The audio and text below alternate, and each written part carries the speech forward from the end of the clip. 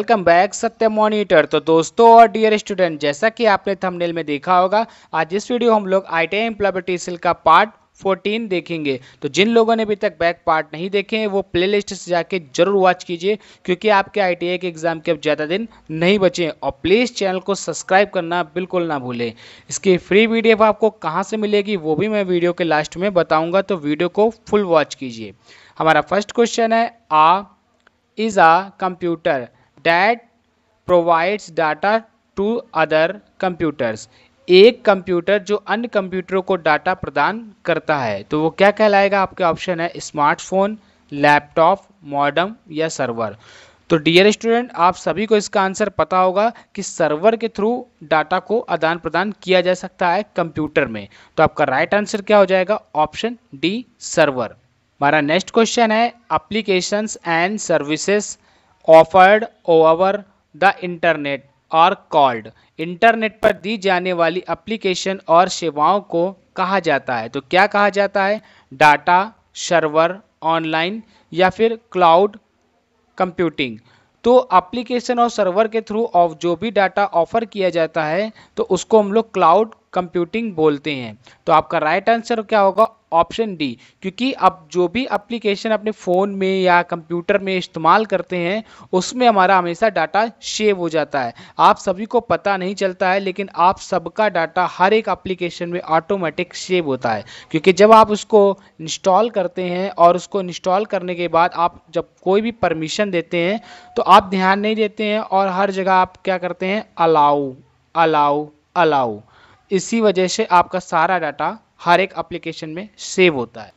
हमारा next question है, the image of the cloud is often used to refer to. बादल की छवि का प्रयोग अक्सर के संदर्भ में किया जाता है। तो यहाँ दोस्तों बादल लिख गया है, बहुत शुद्ध हिंदी है, लेकिन ये बादल नहीं, क्लाउड है। तो क्लाउड भी आपका एक टाइप की मेमोरी ही समझो, जैसे आपकी कैश मेमोरी है वो है। तो ये कह रहा है कि the image of the cloud, जो क्लाउड में इमेज हैं वो ऑफन यूज टू रिफर, तो क्या रिफर करेंगे? इंटरनेट या सर्वर या डाटा या टेक्स्ट। तो आप सभी को पता होगा कि जो इमेज होती है वो हमारी इंटरनेट पर होती है और इंटरनेट पर ही क्लाउड में सेव हो जाती है। क्योंकि आप जब भी गूगल में कोई चीज़ सर्च करते हैं और सर्च करने के बाद उसको ओपन करते हैं तो ओपन हो जाती है। दोबारा जब आप कभी भी उस चीज़ को सर्च करेंगे तो आप सिर्फ एक या दो अल्फ़ाबेट टाइप करके देखिएगा, ऑटोमेटिक वो डिटेक्ट करके इंटरनेट वही चीज़ दिखा देगा, क्योंकि वो हमारी सारी इन्फॉर्मेशन को गूगल हो चाहे कोई भी हो सेव करता है। तो वो क्लाउड में जाएगा और वो इंटरनेट पे सेव होती है, इसलिए आपका राइट आंसर ऑप्शन ए होगा। हमारा नेक्स्ट क्वेश्चन है, to retrieve photos and videos from Facebook we need to have. Facebook से और फोटोज़ वीडियोज़ को पुनः प्राप्त करने के लिए आपके पास होना चाहिए। तो अगर आपके फेसबुक में फ़ोटोज़ और वीडियोज़ हैं जो कि डिलीट हो चुकी हैं तो उनको दोबारा पाने के लिए आपको क्या करना पड़ेगा? तो आपके ऑप्शन है, पर्सनल सर्वर होना चाहिए या डिवाइस विथ इंटरनेट कनेक्शन या हार्ड डिस्क होनी चाहिए या प्रिंटर होना चाहिए। तो आप सभी को पता होगा, अगर आपने कभी फेसबुक से फ़ोटो डिलीट फ़ोटोज़ को वापस लाए हैं तो आपको इसका आंसर अच्छे से पता होगा।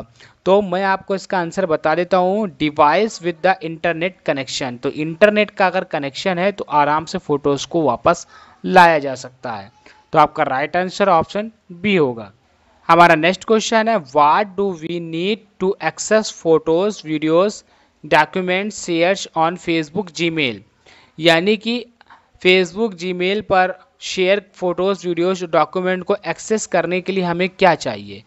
तो आप सभी को पता होगा कि एक्सेस करने के लिए आपको क्या चाहिए, और इसका आंसर बहुत ही ज़्यादा सिंपल है। सबसे पहले आपको ये सारी चीज़ें दिख रही होंगी ऑनलाइन, तो इंटरनेट चाहिए, जैसा कि पिछला क्वेश्चन था। तो आपका राइट आंसर ऑप्शन सी हो जाएगा डायरेक्ट, क्योंकि कंप्यूटर और smartphone with the internet connection, चाहे कंप्यूटर हो चाहे आपका स्मार्टफोन हो, लेकिन वो इंटरनेट कनेक्शन होना चाहिए। तो आपका राइट आंसर क्या होगा? Option C. हमारा नेक्स्ट क्वेश्चन है, Siri and Alexa are called. Siri और एलेक्सा को कहा जाता है, तो मशीन्स कहा जाता है या फिर स्मार्ट असिस्टेंट्स कहा जाता है या प्रीडेटर कहा जाता है या फिर रिकॉर्डर। तो डियर स्टूडेंट, सबसे पहले मैं आपको ये बता देता हूँ कि सीरी और एलेक्सा है क्या। तो सीरी एक हमारा असिस्टेंट है जो कि आईफोन एप्पल्स में होता है और एलेक्सा नॉर्मल फ़ोनों में होता है। जैसे हम कोई चीज़ सर्च करते हैं तो गूगल में आपको साइड में एक माइक का बटन दिया होता है इस टाइप का, और आप उसको प्रेस करके बोलते हैं तो कुछ भी वो सर्च करके बता देता है। वैसे ही हमारा एलेक्सा होता है और सीरी होता है। सीरी आईफोन में होता है यानी एप्पल फ़ोन में, और ये नॉर्मल फ़ोनों में। तो ये स्मार्ट असिस्टेंट है जो हमारे लिए वर्क करती हैं। तो आपका राइट आंसर ऑप्शन बी होगा। हमारा नेक्स्ट क्वेश्चन है, an important aspect of being a successful entrepreneur is, एक सफल उद्यमी होने का महत्वपूर्ण पहलू है। तो आपके ऑप्शन है having an entrepreneurial mindset, earning money, या सर्विंग द सोसाइटी, या spending to as money market as a possible. तो आप सभी को डियर स्टूडेंट पता होगा कि इसका राइट आंसर क्या होगा, क्योंकि ये इंटरप्रीनियर आपका एक कंपनी है, ये उद्यम है। तो आपका राइट आंसर हो जाएगा option A, having an entrepreneur mindset. उसका माइंडसेट सही होना चाहिए तभी वो सक्सेसफुल हो सकता है। यानी कि अगर उसका दिमाग बहुत अच्छा चल रहा है, जो उसने वो करना चाहा है, तो वो आज जल्दी जल्दी अपनी कंपनी को ऊंचाइयों पर ले जाएगा। इसलिए आपका राइट आंसर ऑप्शन ए होगा। हमारा नेक्स्ट क्वेश्चन है, knowing what you are doing at and what you need to improve on is the quality of, या जानना कि आप किस चीज़ में अच्छे हैं और आपको किस चीज़ में सुधार करने की ज़रूरत है। वह की गुणवत्ता है। तो वह क्या है, सेल्फ अवेयरनेस, सेल्फ बिलीफ, या इंडिपेंडेंट डिस्कशन मेकिंग ग्रेट। तो आपको पता होगा कि आपको इम्प्रूव करने में और अच्छी चीज़ जानने में सबसे ज़्यादा मदद क्या करता है, तो वो करता है सेल्फ अवेयरनेस।